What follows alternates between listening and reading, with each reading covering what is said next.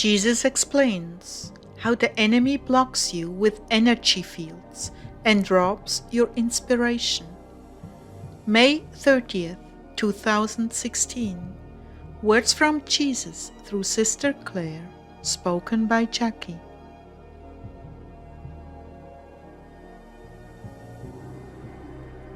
Clare began, "May our sweet Jesus be your constant vision and your strength to persevere, Heartdwellers." Well, today I was in worship for quite a long time, listening to Terry MacAlmon's songs and worshiping the Lord through them. And around the time when I felt led to stop and get the message, the Lord said something to me very gently. We are very close. So I came to my computer and started to type, and I was listening for his voice again, and he said, "We are very close." Lord, do you mean to the rapture or the war? The war and the rapture. That was me, beloved. I wanted you to know we are very close. This is not wishful thinking on my part.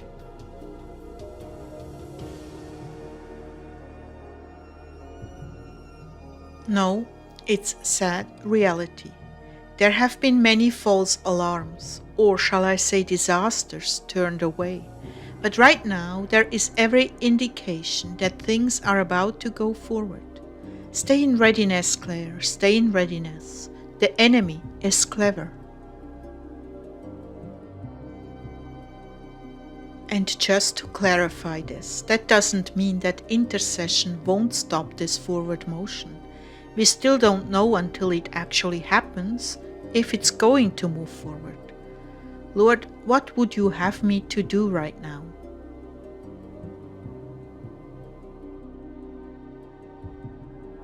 Hold me. So I just rested in the Spirit, holding him and just adoring him. I came back about 3 hours later. I had started on the painting, on the portrait of him, and he asked me, "Why are you afraid? Didn't I tell you I will do this through you?" Clare, I'm here. Pay attention.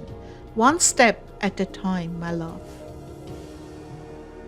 My mind was drifting, and I was still trying to make sure that it was him. I know you're feeling overwhelmed. Remember, I told you things would get more difficult. This is one way that is less painful than sickness, but still challenging. If you will keep your focus on me. Oh Jesus, that's been so hard. I know it isn't easy. Keep your focus on the last time we were together and you saw my face.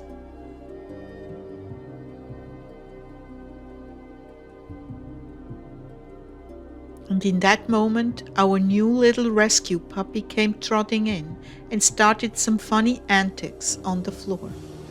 I bent over to pet him and play with him, and when I sat back, the Lord said, "He brings joy to me also, Clare." I would think that if you've seen one puppy, you've seen them all. After all, you created them. But I never get tired of their puppy antics. You have to understand, I am the creator, but then they take on their own personality, and my joy knows no bounds watching them discover the world, what they can and can't do, and seeing them loved. I love it when you love him. Truly, it warms my heart.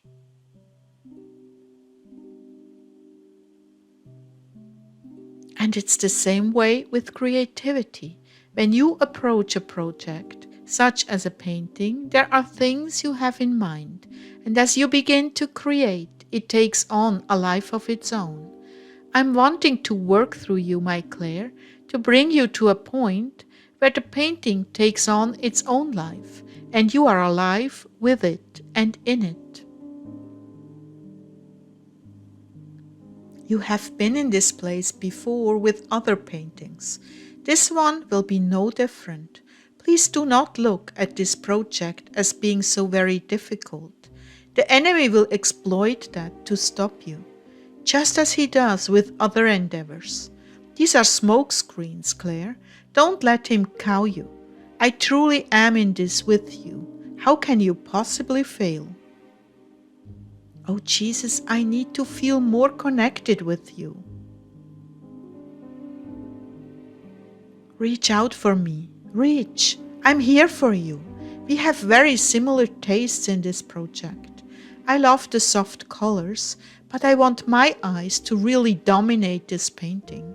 The windows to my soul, where my bride can see how exquisitely she is loved. Yes, that look I gave you on our wedding day before we ascended into your heavenly dwelling. That look, so full of love, expectation, innocence, purity, how I honored you. Yes, that's the look, and we can do this. Here he's talking about my first experience when he took me to heaven. Lord, what about this flat, bland feeling that happens where all of a sudden I feel unplugged from what I was going to do? This is something that has plagued me for years. I'll have an inspiration to do something and I'll want to move forward with it. But all of a sudden it's not there. The inspiration is gone. I've really struggled with this for many years. These are energy fields that are set up by the enemy to stop the creative process. You have experienced these many, many times in your life, and they have successfully stopped you because you had no one to pray for you, and you didn't know what you were up against.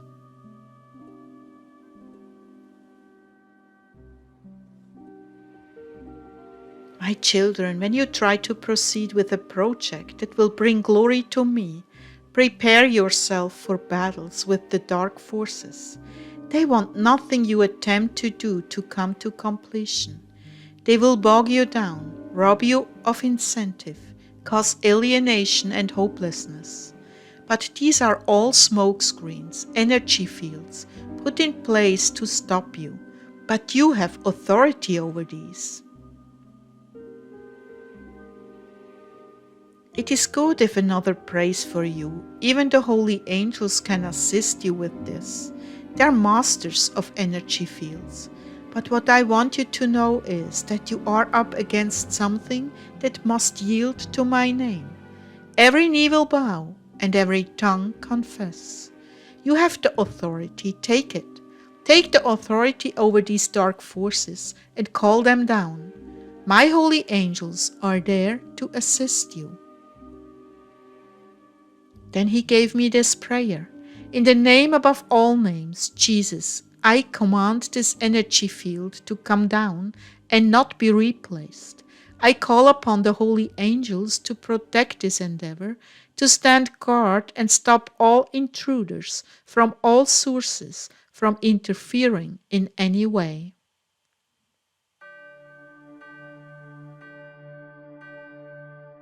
Continually check your motivation and clarity. When you feel your connection waning, that's opposition. Deal with it then and there. Don't let it go any further. Yes, use my blood for protection as well. Enlist the holy ones to cheer you on to the finish line. Does it not increase your resolve when others cheer you on? Just because the great cloud is not always visible does not mean it is not there. Paul did not write that as a fanciful idea. Rather, he had heavenly visions and knew the holy ones were watching. Therefore, since we are surrounded by such a great cloud of witnesses, let us throw off every encumbrance and the sin that so easily entangles, and let us run with endurance the race set out for us. Let us fix our eyes on Jesus, the pioneer and perfecter of our faith, who for the joy set before him endured the cross, not despising its shame, and sat down at the right hand of the throne of God. That's Hebrews 12, 1 and 2. Whenever you set out to do good, the enemy sets out to oppose you. There is not a moment you are not being watched and sized up by those scheming to stop you. You are never alone. Not only am I with you, but the enemy is continually finding ways to impede your forward motion. This takes great resolve on your part. You cannot be greatly resolved without me ever before you. I am your standard to be raised against the enemy.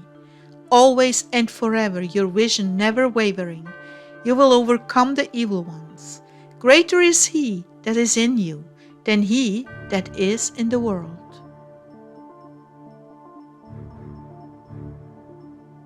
And there are times that I stand clearly before you to refresh your memory that I'm truly here with you, always, non-stop, 24/7, forever and forever.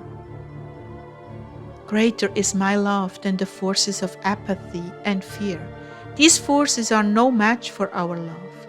Your love for me, Claire, will overcome all obstacles, but you must continually keep me in your focus.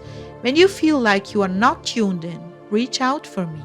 You know I like this position to your right, sitting here beside the computer. Reach for me, beloved.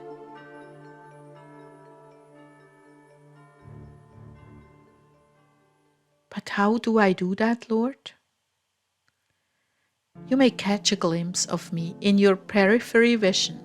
Then you may close your eyes and see me before you, because when you close your eyes, I move to be directly in front of you, looking into your eyes, only inches away. When you feel that sweetness, we are connected. Rest, rest. Let me stir your heart with my grace. Let us soak in one another's presence and bask in the deep, pure attraction we have for one another. Yes, you are attracted to me, because my love draws you ever closer. You find rest here, and I do as well. When things are especially difficult for me, I love to just sit with you and let our eyes meet. Let your awareness of my reality draw you into unspeakably sweet places.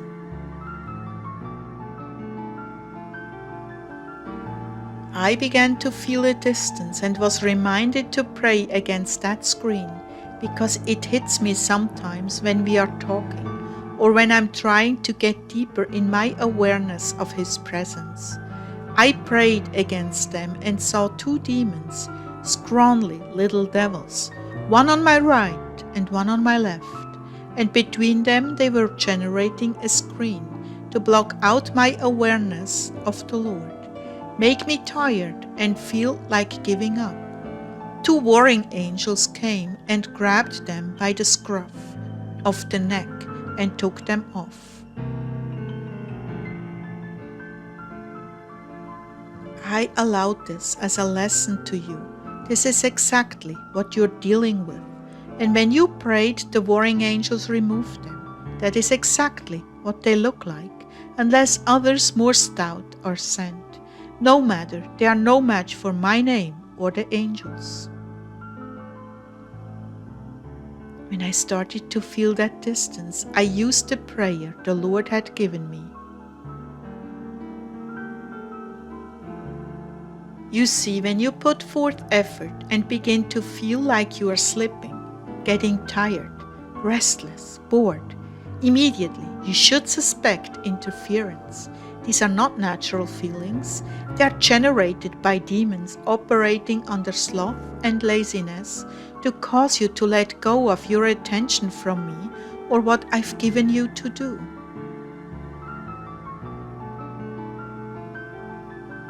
But Lord, what about the times when I feel sleepy? I thought these were ordained by you. Is this opposition or you? A very good question, and here discernment is needed. When I'm allowing this to rejuvenate you on deeper levels, I will invite you to lay down and enter into my rest. For the most part, when we are together in worship and communion, I do not allow interference. But when you are prevented from connecting with me, then you may suspect opposition. This is the time to pray and bind them, until we are once more together in sweet fellowship.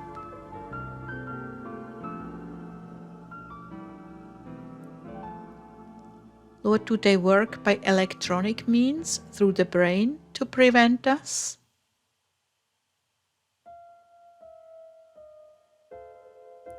Normally not. Mostly they are external and come between you and the object of your concentration.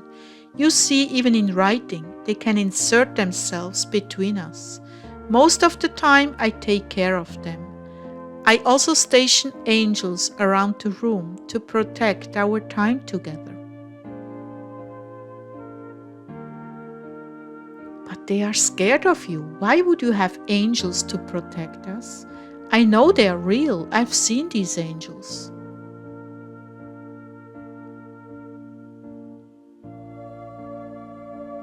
Oh, Clare, you have much to learn about the ways of these spirits. They never give up, child. They are like opportunists, jackals on the prowl. Whatever they can accomplish before they are found out, they will do. They will try to trick you into seeing them instead of me, or trick you into hearing them instead of me. I never allow that, unless it is for a specific lesson.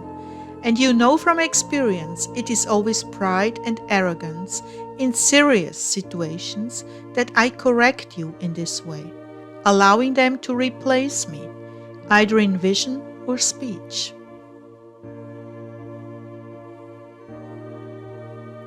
I was scanning the room spiritually for these disgusting creatures. See, now you're onto them. They won't trouble you now. They will wait for a more opportune time when you are not aware of them. This is why you must be vigilant, Clare. Now, my dear brides, everything I've told her applies to you as well. Many of you have gifts that have been opposed and discouraged. When you have a gift, you will have to learn not only to hone the gift, but to fight for it. Like Nehemiah, I will require you to work with your creative tools in one hand and your swords in the other.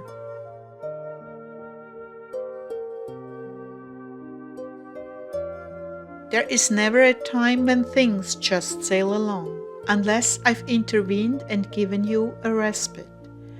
Am I worth it, my precious brides?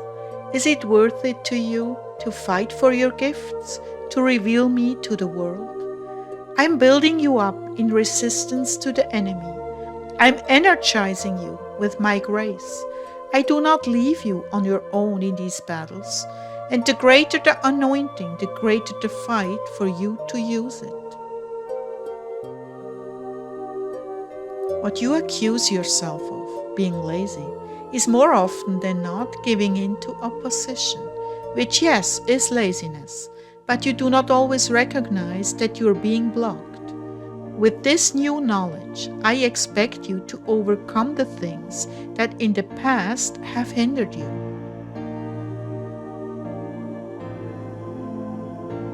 I love you deeply, my precious brides, and your beauty is without limit.